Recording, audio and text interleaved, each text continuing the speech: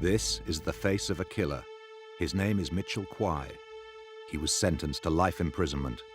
Might as well have murderer wrote across my forehead. This is his victim, his wife, Lindsay Quay, aged 21, and the mother of 2 young children. She was brutally murdered. A murder's a murderer. Who could forgive somebody that's murdered one of their children? For 18 months, Mitchell Quay arrogantly denied his guilt. He lied to the police, the press, and to Lindsay's family. I know the truth. I'm the only one that does know the truth. We spent the last months of Mitchell Quay's freedom documenting the life of a prime suspect who thought he'd got away with murder.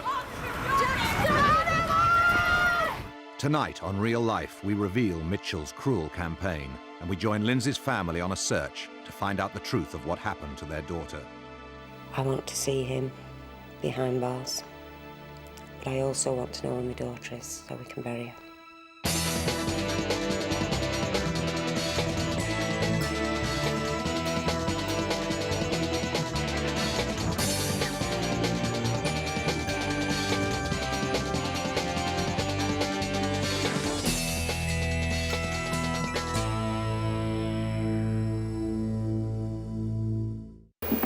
Now, mother of 2 Lindsay Quay disappeared on Christmas Day last year. The police, after months of searching for Lindsay, are now treating it as a murder inquiry. And as a result, they've dug up her husband Mitchell's garden and scoured his house, convinced that she's dead. They have yet to find a body. Mitchell is the only one, in fact, who believes that she's still alive, and he's here with us now. Mitchell, why do you think they seem to be so convinced that you're, what do they call you, a legitimate suspect? Yeah, well, I suppose they say the husband's always the suspect. You should know by now that TV cameras do not lie. Each time you have appeared on TV, your facial and body language tells the viewer that you have murdered your wife. Did you kill her? No. Why would you walk out on the kids as well? I don't know. It's a question you could only ask Lindsay. But your children deserve to know where their mother's remains are. Do you think you're in your own mind that she could possibly be dead? No, not at all. You are a clever murderer who found time to dispose of a body long before the police got involved and all the clues were lost. We all know you did it. Signed, Justice Once. Did you kill Lindsay? I'm not going to answer that. I'm not going to answer that question because I don't need to. You make up your own mind, because eventually everyone will find out. Southport, Christmas Eve 1999. It was the end of a difficult year for 24-year-old Mitchell Quay. He claimed that his wife Lindsay walked out on him a year ago, abandoning him and her 2 young children on Christmas Day. Okay.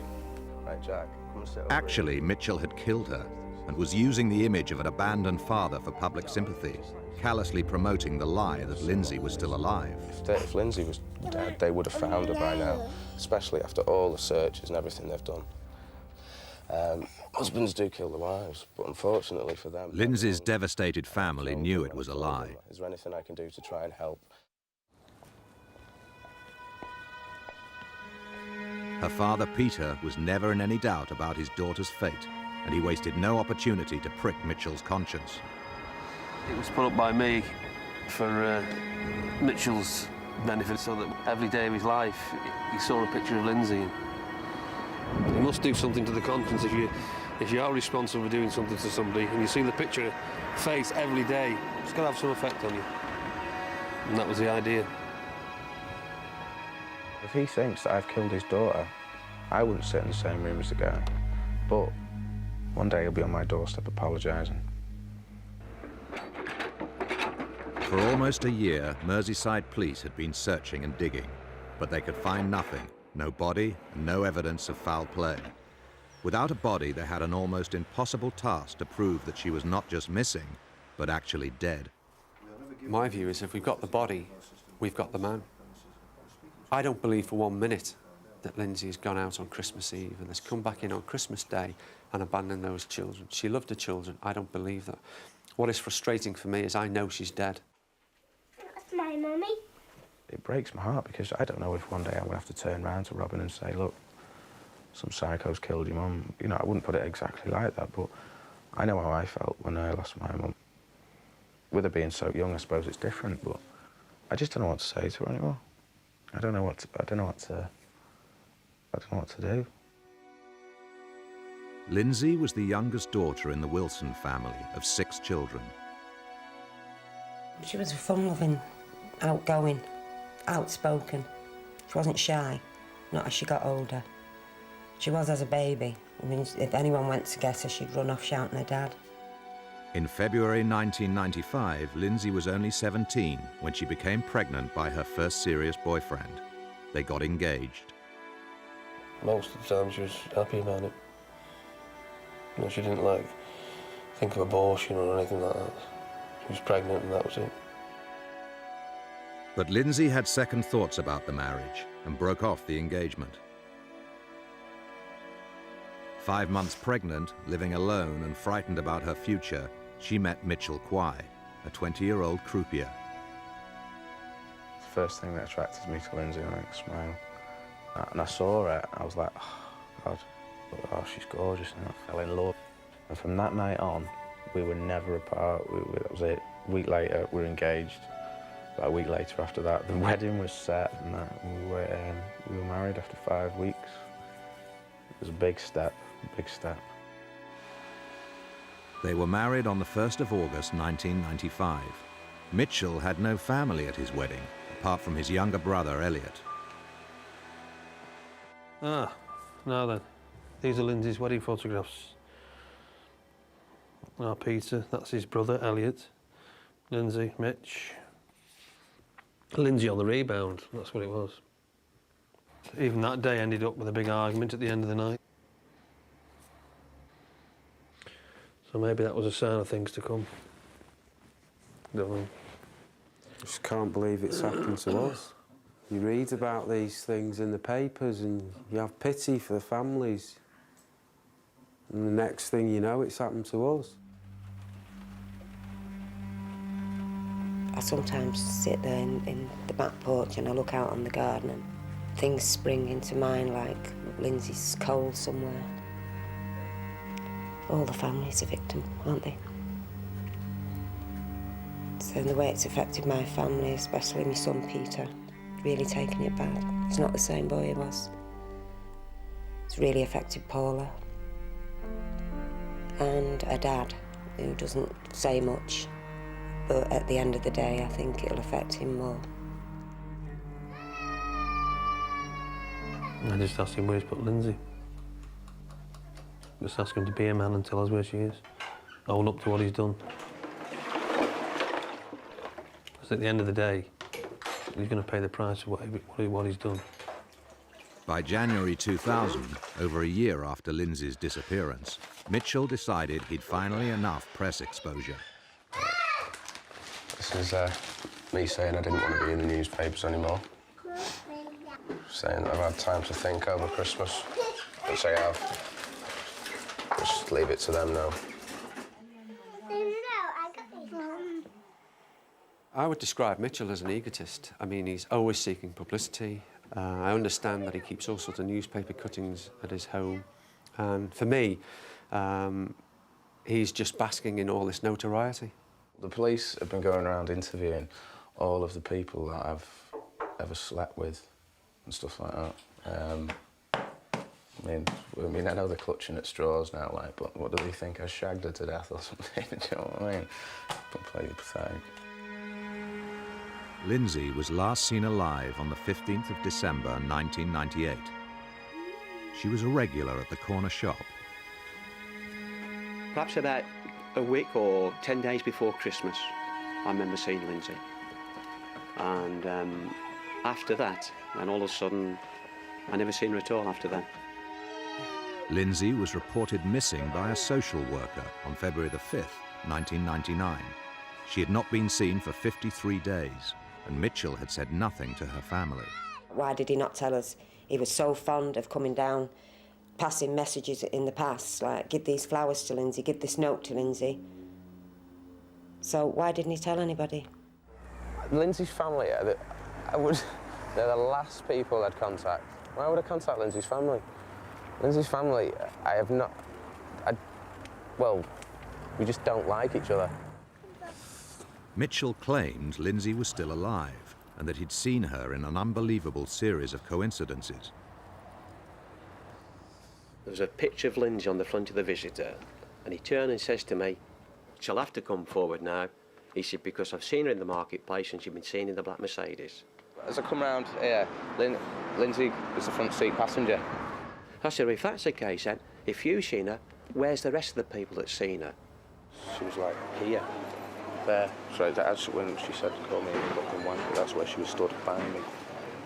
And he says, "Well," I said, "so you're trying to tell me then there's some dishonest people out there?" He says, "Yes." I says, "Bullshit." I said, "I don't believe you." And off he went. The police also didn't believe him. They were convinced he had murdered her, and he was arrested on February the 27th, 1999. He says, "Well, as you know, we've been looking for Lindsay for a few months now, and we've had no sign of her, so we're arresting you on suspicion of murder, incitement to cause grievous bodily harm, and fraud." Now, he willingly admitted the frauds because he couldn't escape the fact that he had forged Lindsay's signature on her benefit books after the Christmas time. Mitchell said nothing, and most of the charges were dropped for lack of evidence, but he was convicted of the fraud. I'm doing community service for cashing cheques out of Lindsay's account, claiming income support, which I was entitled to anyway. It wasn't in my name.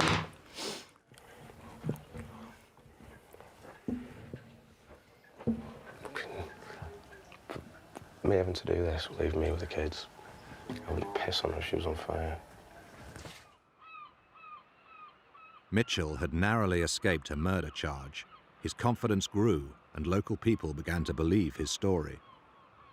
Folk that come in the shop seem to get the opinion now, perhaps, has he done anything? Has she just disappeared? Has she run away? Mitchell had made many enemies, but he could still rely on his oldest friend for support. I think she's gone away. The police, it's their job, 24 hours a day, 7 days a week, 365 days of the year to catch criminals. It's his job to look after his family. And if they had one shred of evidence, this man would be now sat in Walton. It's like every time they started a new search, like you see Jeff Sloan in the newspapers or like on the television saying, "We are confident that we are going to find something to do." That's why I bought him some Just for Men, because you know, like a change of colour, you know, but you know, might improve his confidence a bit. You'd have to be seriously insane there if you'd done something wrong, because he's going to slam you for that. Well, he sent me this, and it's not even my hair colouring. And here I am as a senior investigating officer trying to find this man's missing wife. And he's really goading me. By January 2000, Mitchell had good reason to be even more confident. Lindsay Hunt has stalled. Investigation into the disappearance of Lindsay Coyle. The police, with no success, stopped digging. Lindsay's father, however, refused to give up. Every spare moment was used in what appeared to be a fruitless search. We've done family searches, been in lakes, ditches, canals, woods. Spent hours and hours and hours digging, wading through stinking water and everything. You see that these fields here are only just round the corner from where Lindsay lives. That's the way the police think about it, anyway. In August 1995, Mitchell and Lindsay's first home was a small flat in Boundary Street, Southport. Her daughter, Robin, from a previous relationship, was born. Immediately, the marriage to Mitchell started to fail. I mean, at first, he did come across as this, nice bloke. Until all the violence and that started, then saw another side to him. She wanted him out the flat. And I said, "You've only just got married, give it a chance." And she said, "You don't understand, he hits me." 1 year after Robin was born, Lindsay discovered she was pregnant to Mitchell, but by now she had serious doubts about her marriage to him. She told me it was Mitch's child, but she wouldn't bring it into the world the way things were at home. You know, I was going around telling everyone absolutely completely made up. We got home that night and she told me she was going to have an abortion. To cut a long story short, she had an abortion and I left her. I thought she was a very strong, brave girl because she had to cope with that on her own because at the time she wasn't having any contact with me, my mum or my dad. Sickened me, it really did. Absolutely sickened me. There's something that would argue that all those circumstantial chain of events gives you an extremely powerful motive. Yeah, it gives me motive and I can understand being a suspect, but I'm not going to stand here and protest my innocence with anyone because I don't need to. Right? Yes, it gives me motive. I've said this all along. I can understand being a suspect. I'm not bothered being a suspect. All I want to do is find out where Lindsay is. It does give me motive. I've never argued with that. But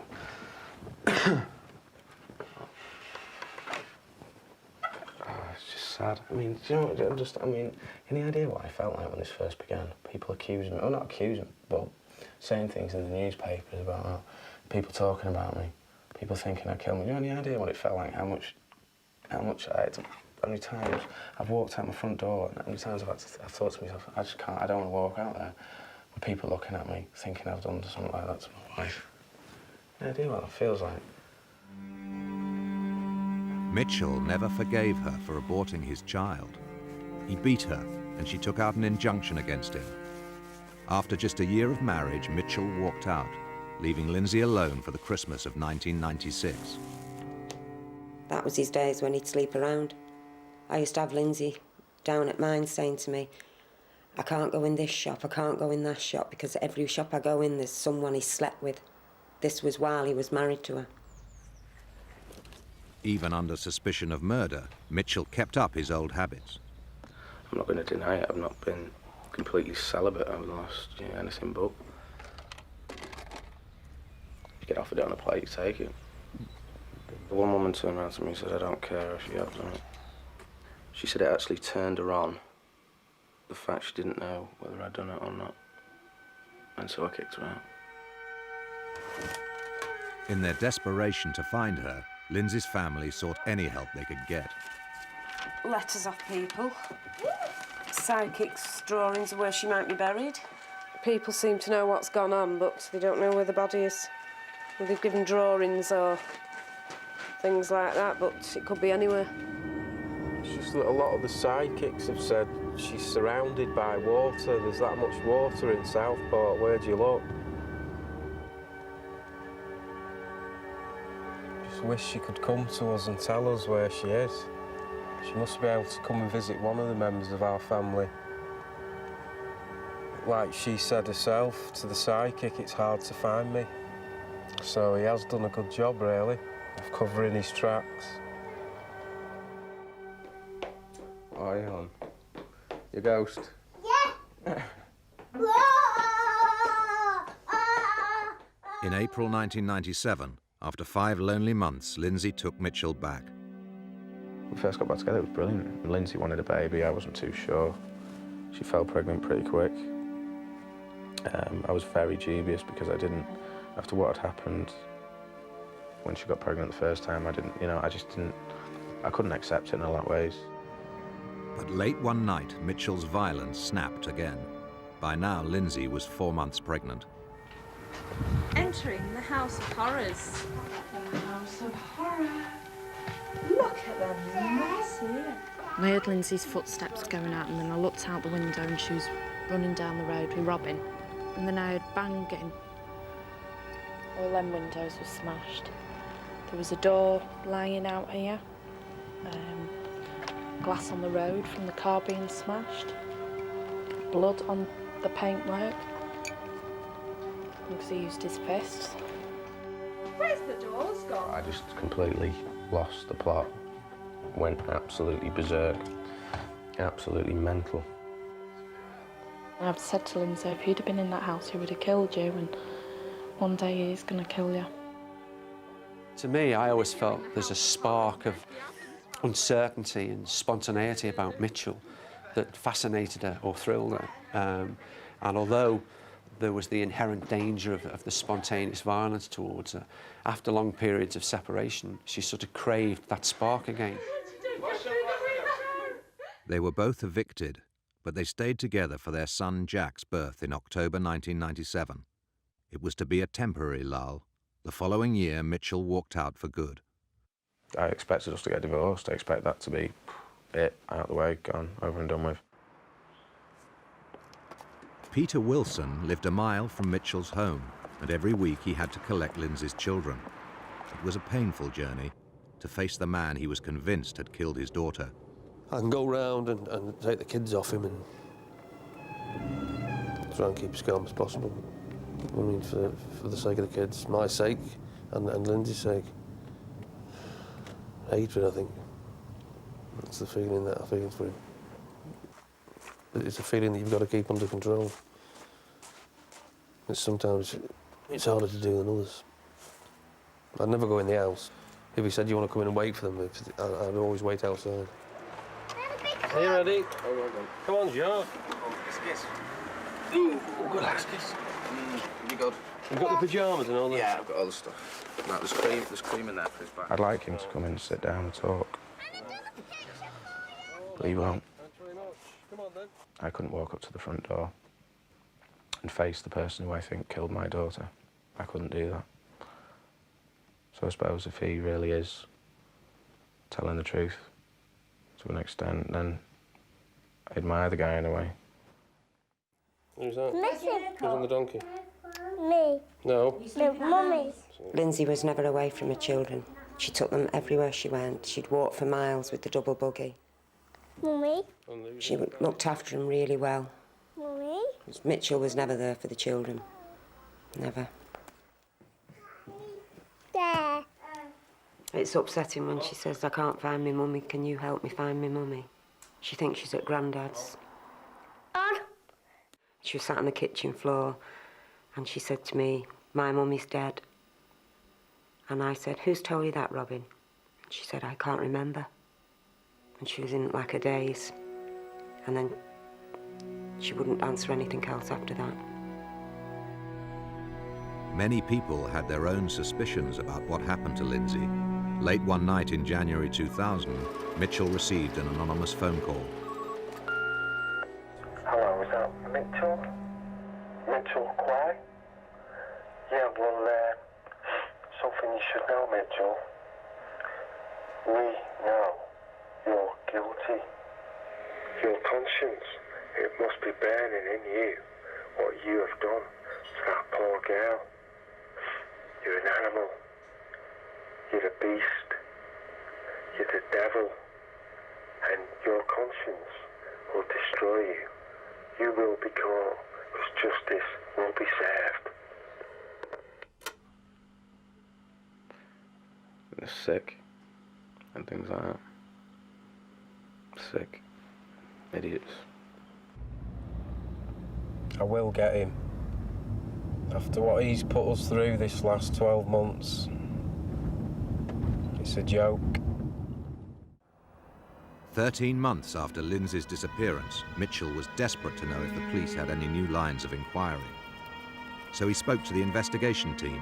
It's a remarkable call from a prime suspect in a murder inquiry. Am I still under suspicion of murder? I mean, am I still a suspect in this murder inquiry? Yeah. Is there any other suspect? I mean, I'm not asking for names. Oh, no, it's nothing specific. It's just, I mean, if you can understand the situation I'm in, I mean, the police have made it basically publicly known that they think I've murdered my wife, don't they, really? Is everyone working on the inquiry, have they all given up on finding Lindsay alive? The strain was now also telling on Lindsay's family.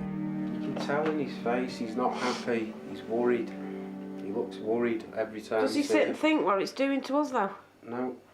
Just because we weren't close-knit family or anything doesn't mean at the end of the day you're not going to feel it, because I tell you what, you feel it even worse. You know what they say, what goes around comes around. If someone knew that it had happened, surely to God they'd see us on the telly appealing for her and the papers and come forward and say, look. Or on the news you see someone's missing and you say, oof, that's a bit dicey, she's dead.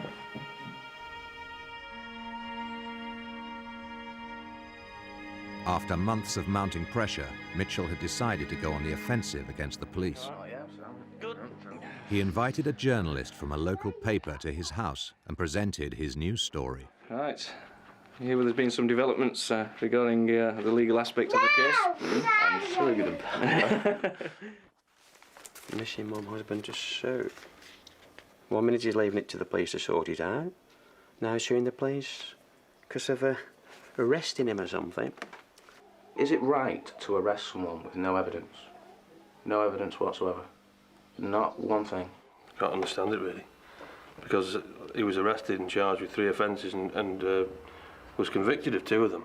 So what was your time like when you were in custody? It was horrible. You can imagine. I mean, I've never been in the cells before that time. It says, like, I've never been in a cell before. Oh. I'm sure that when he was arrested for the damage did to Lindsay's house in Boundary Street, he was put in a cell. I will not stop until they either apologise to me or I get compensated because I think I deserved it. I've been branded a murderer in this town by them. This is just the sort of article now that'll start stir all the family up now. I've got to the point now where the more pressure they put on me, the stronger I'm getting, and the more determined I am to find Lindsay and sue the balls off the police. I've had enough of Jeff Slound. Well, I'm very frustrated by it, but, I mean, I'm experienced enough now to know that he hasn't got a leg to stand on in terms of suing the police. Make sure you get that what I'm thinking about proving it. About proving it, yeah. I think that's probably going to be one of the lines we use, yeah. Or maybe the headline. I'll have a look through it. Yeah. I just think the headline on Wednesday is probably going to be some Mitchell sues police or something. To sue police. So what's happening there? I've got legal aid. We're getting a barrister up. Asking for advice. Yeah. We've got a strong case, really strong case. So. Well, just tell me this, and what does Lindsay's dad think of it all? He think, well, from what I know, I mean, I've never sat down. I've asked him to come into my house and sit down and talk to me, but he won't.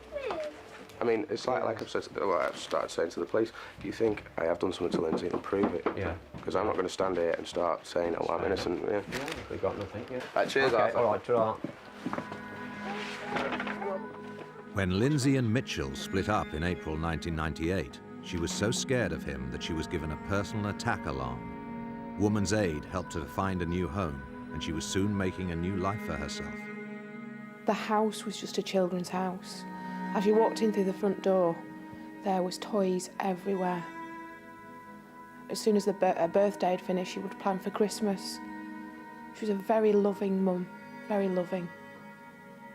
She talked about the hell she'd gone through, that she'd been beaten by Mitchell. I got the impression that Mitchell was violent, horrible, scary, not fit to be around women. This was at mine, wasn't it? Lindsay described Mitch as being very cool until he snapped. Very violent. That was enough for us to not want him to know who we were or where we lived or who our children were, and that he was someone that should be feared. She was frightened. She was a frightened young woman. In the summer of 1998, Mitchell was working at Southport Pleasureland. He was desperate to see Lindsay again. I asked to see the kids. I was absolutely gutted. She wouldn't let me see them. It was the only way she knew she could get to me. Jack's first birthday in October gave Mitchell the opportunity to get back into Lindsay's life. To be completely honest with you, I didn't want anything out of the marriage. All I wanted to do was see my kids at the time. I hadn't seen them for that long.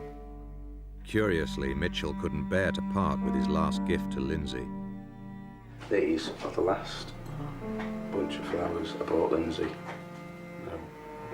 Would have been in October, something like that, I think. And they've been there ever since. I don't want to get rid of them. She didn't tell her mum or me or anybody else that she'd taken him back. And that's Lindsay's final mistake. With Mitchell and Lindsay back together, family and friends kept away. But within weeks, Lindsay knew she'd made a terrible mistake. The only time I popped round was the 22nd of October. I took her to the shop. On the way home, she started crying. She let Mitch come back and she wished she hadn't let him come back. She can't get him out of the house. And she asked me, could I get him out of the house? And I said, well, no, because I've intervened before and we've fallen out and we haven't seen each other for months. And it's up to you to do something yourself about it. Hello, good evening, I'm Agnes. I'm Paula. Pleased to meet you. I got to the house and she asked me to come in, and Mitch was sat in the corner drinking a can of lager, giving me, well, if looks could kill, I'd have died on the spot. Did you bring something Yeah. with you? As I was leaving, she said, I'll give you my phone number, Paul. I said, yeah, give me your new number. Oh, I feel very upset at the moment as I get older these. I feel as if I'm choking at the moment. I got outside in the car and she put the paper in my hand and I took it from her. She put her arms in the car, hugged me, kissed me. I don't know why, but I feel I want to cry as I get older these. I drove off and then I pulled up at home and realised, I thought, oh, it's all going to start again. I'm going to get all the trouble at my house. There's going to be arguments. But I opened the note and on the note it said, please help me. I do feel this lady is in the spirit world because it comes so close that.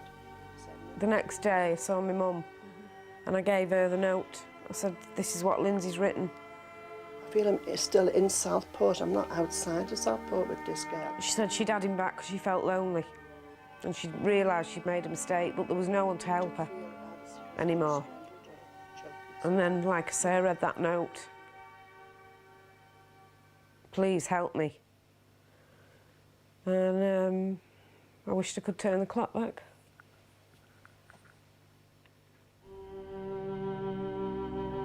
Despite her troubles, Lindsay was looking forward to Christmas 1998.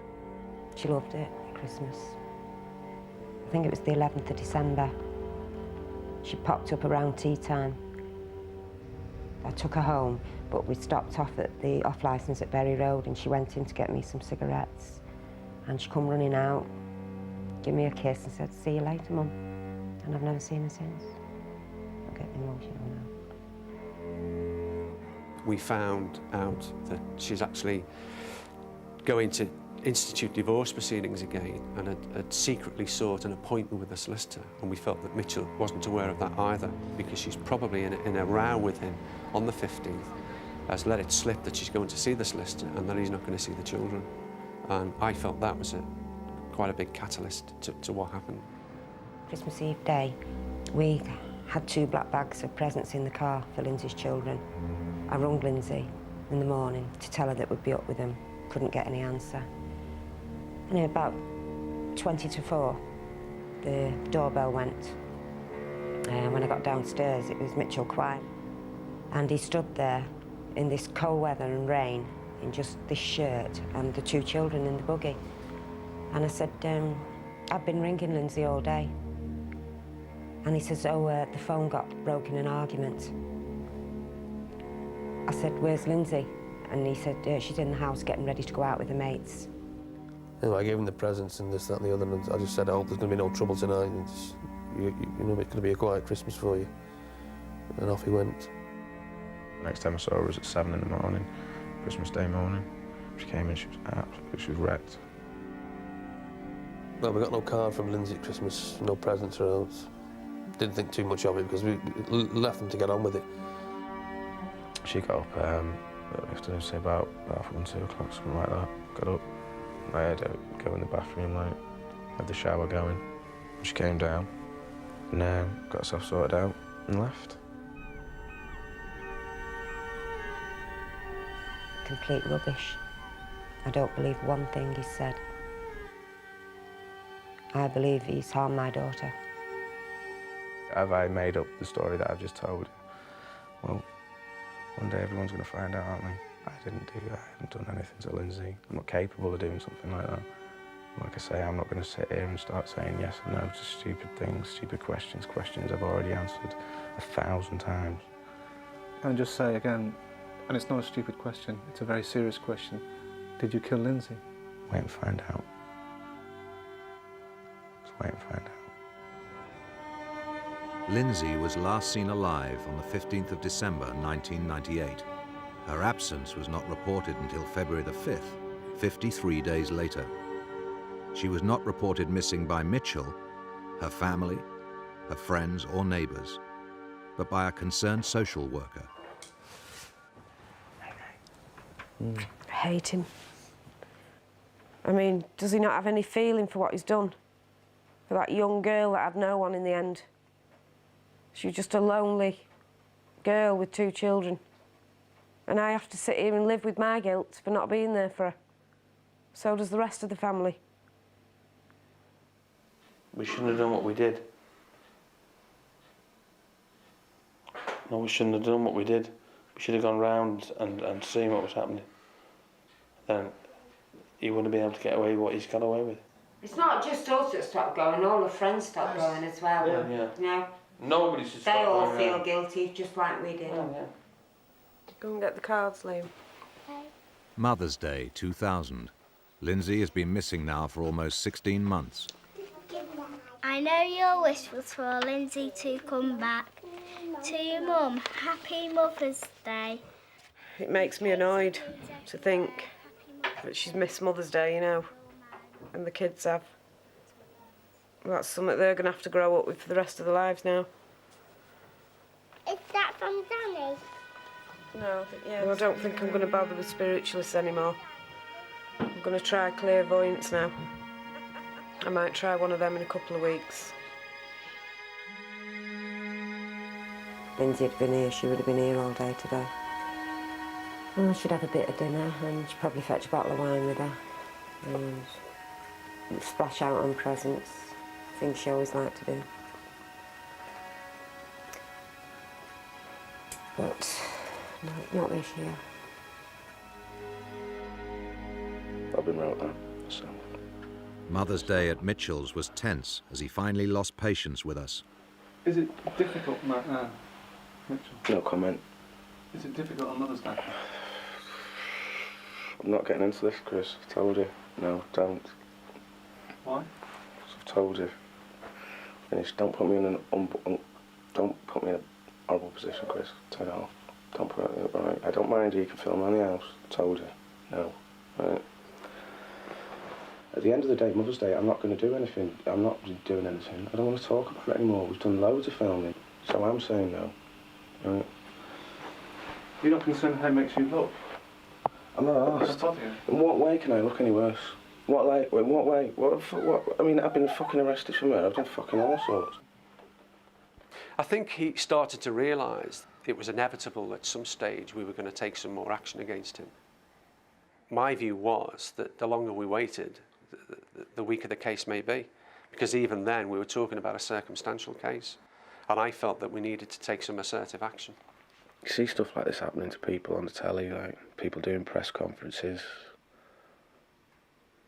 and shit like that. When you just look at it and you think, oh God, it's pretty sad, isn't it? And you just move on, turn over and watch Coronation Street, put Neighbours on. But when you actually have to live it, you never stop thinking about it. It's with you 24 hours a day. Even dream about it. Sometimes you think to yourself, are you going to pinch yourself and wake up? It's all a bit of a bad dream, but it ain't. It ain't. Mitchell's bad dream was about to turn into a nightmare. Mitchell Quai had been a prime suspect for 16 months and thought he'd beaten the police. But his arrogance was about to be finally dented. What more can anyone do to me now? Nothing.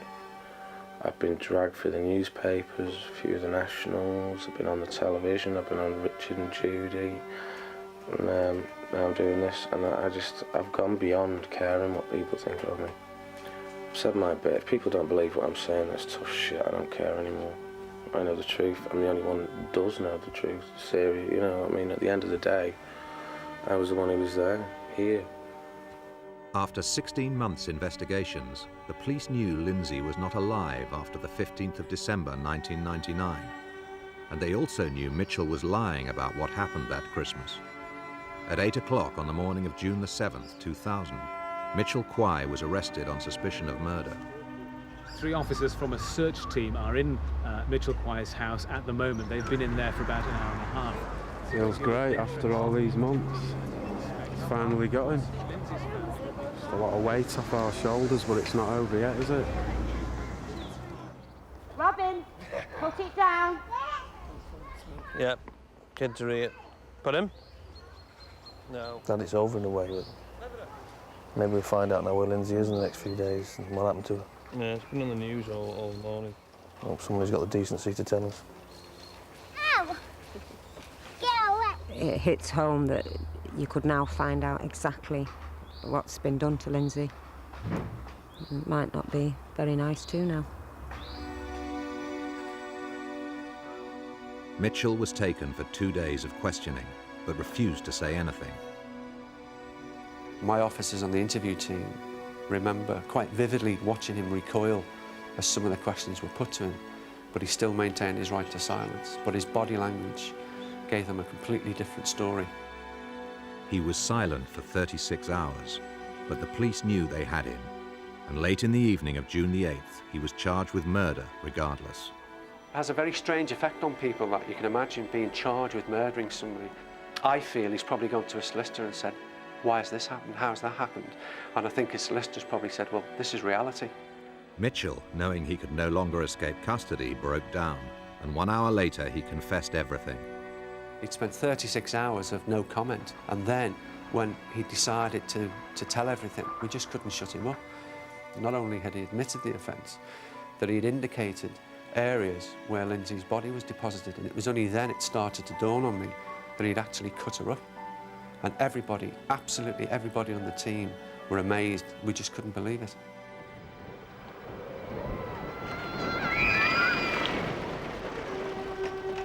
The following day, we followed Mitchell and the police on a horrifying tour to find Lindsay's remains. What I was hoping for, that he wasn't taking us on a wild goose chase and just seeking more publicity. I was amazed. He looked around and asked if the press were there, because he was quite eager to be seen on camera. He was laughing and joking with the officers, no remorse whatsoever.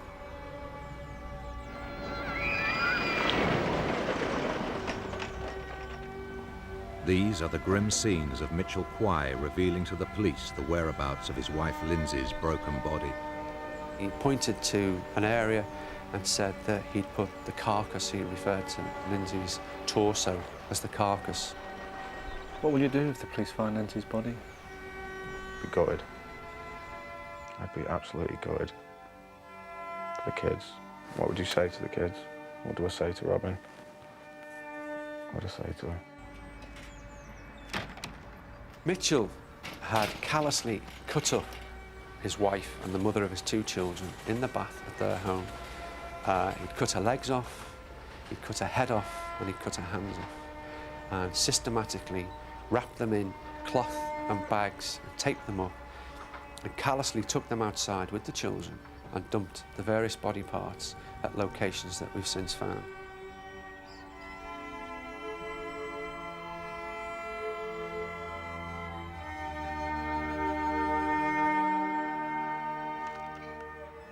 He's one callous, evil bastard. That's all he is. Don't like swearing about him, but there's no words fit to describe the man. And unfortunately, a lot of the neighbours are on his side. Some of the remarks they would say about Lindsay was unbearable. I bet they wish they'd never even said anything at all now. After 18 months, Peter Wilson's heartbreaking search was finally over. For one human being to do that to another human being is just beyond, I'd say, normal people's comprehension. Lindsay had never left her children. She had never even left her home. On the 16th of December 1998, Lindsay had arranged a solicitor's appointment to finalise the divorce and get Mitchell out of her home for good. Unable to take her final rejection, Mitchell killed her in the early hours of that morning. Just a nightmare, really. As I said, it just goes from bad to worse. Just got to put up with it. Got to keep strong. You know, you feel like cracking up, but I can't at the moment. There's a lot more to be done. Just sad, really.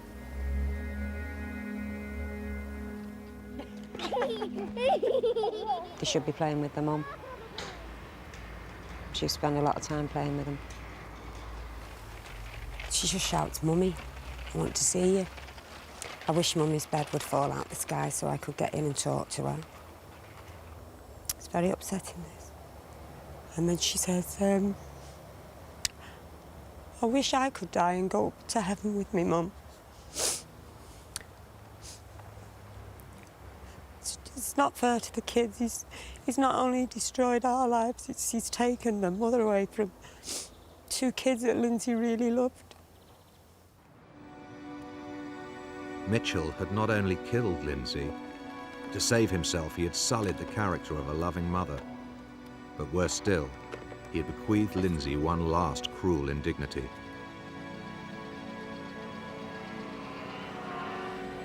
They said that Lindsay's head and hands were put in a bin bag and put out for the refuse collection. So, and if that has happened, the chances of finding them are non-existent, really. I don't think Lindsay will ever rest. I don't think the family will ever rest, knowing that we can't put her all to rest. It's just diabolical. Mitchell Quay was convicted of murdering Lindsay and sentenced to life in prison. His brother Elliot was sentenced to 7 years for assisting him in the disposal of her body.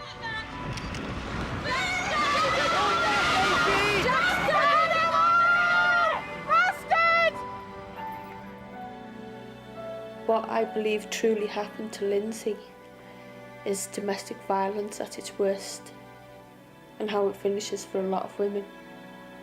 And the fact that people don't talk about it, and the fact that it isn't reported. Silence is violence as well. What do I say when you play that song? It's Lindsay's song. Because the words, isn't it? I can still feel you here, it says, doesn't it? That's what it says. Just a little girl, big imagination, never letting no one take it away. My biggest regret is probably giving my consent for her to marry him. And I think Lindsay's worst mistake was taking Mitch back. And there's a better way for you and me to be. Something inside every one of us has died.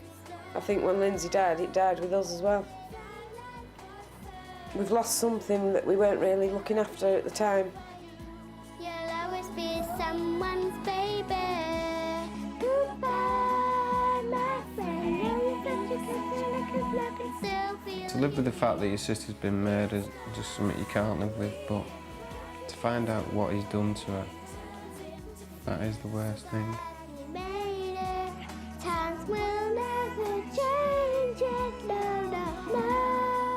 I think the ultimate victims are the children, because they've been robbed of her.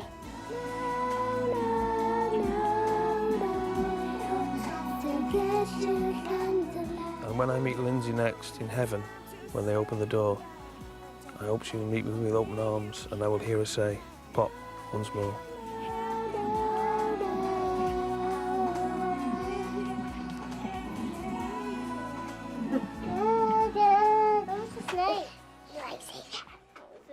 Right, in bed now, come on. No. Yes.